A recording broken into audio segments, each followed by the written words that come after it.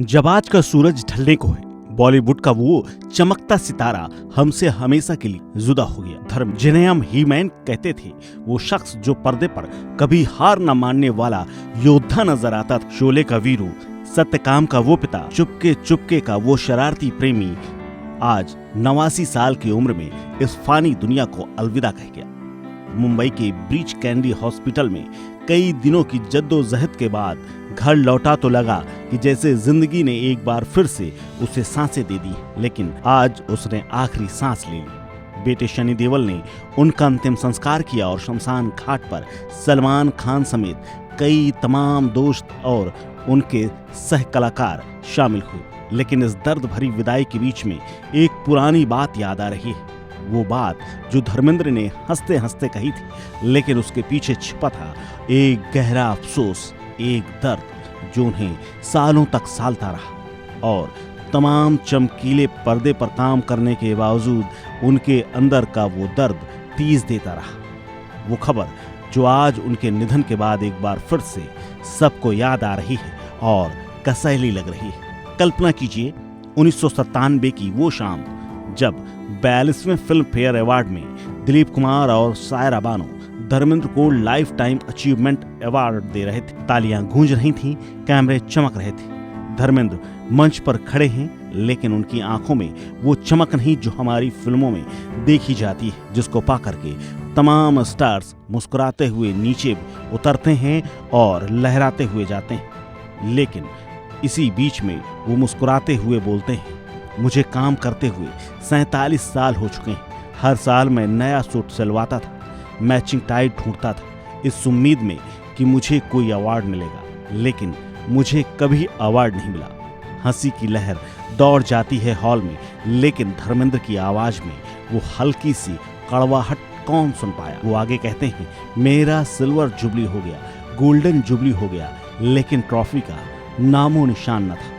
आखिरकार मैंने हार मान ली थी। सोचा अब तो टी शर्ट और शॉर्ट्स में ही जाऊंगा या कच्छा पहनकर ही चला जाऊंगा, कौन मंच पर बुलाने वाला है।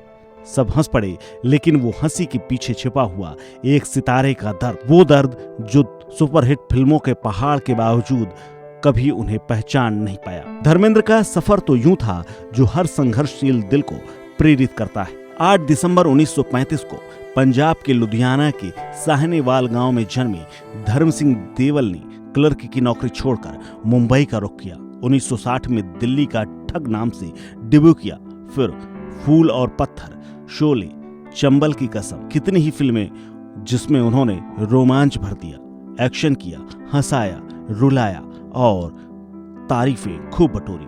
300 से ज्यादा फिल्में, अनगिनत हिट्स, लेकिन फिल्म फेयर का बेस्ट एक्टर अवार्ड एक भी नहीं। वो तो बस नाम मात्र को नामांकन तक सीमित। हर साल वो सूट सिलवाते, टाई चुनते, अवार्ड नाइट में तैयार होकर के जाते, स्पीच भी तैयार कर लेते, सिर्फ इसलिए कि एक दिन वो ट्रॉफी उनके हाथ में चमकेगी। लेकिन साल बीतते गए, सूट पुराने होते गए और उम्मीदें धुंधली होती गईं। 1997 में वो लाइफ टाइम अवार्ड मिला, लेकिन तब तक वो हार मान चुके थे। एक योद्धा थक चुका था, उसके कंधे झुक चुके थे।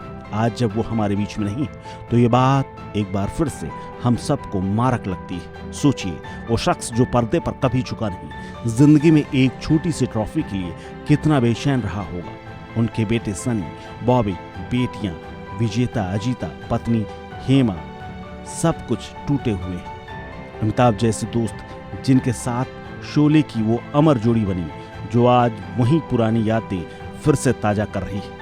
धर्मेंद्र ने कभी शिकायत नहीं की, बस हंसकर टाल दिया। लेकिन आज उनके जाने के बाद ये अफसोस हम सबका हो गया है। वो सूट अब अलमारियों में धूल खा रहे होंगे, लेकिन धर्मेंद्र का जादू वो तो हमेशा दिलों में चमकता रहेगा। अलविदा ही मैन, तुम्हारी उम्मीदें अधूरी रहीं, लेकिन तुम्हारी विरासत हमेशा साथ रहेगी। वो तो पूरी हो गई हर साल, हर फिल्म और हर मुस्कान के। इस खबर में फिलहाल इतना ही। अपडेट्स के लिए बने रहिए वन इंडिया हिंदी के साथ।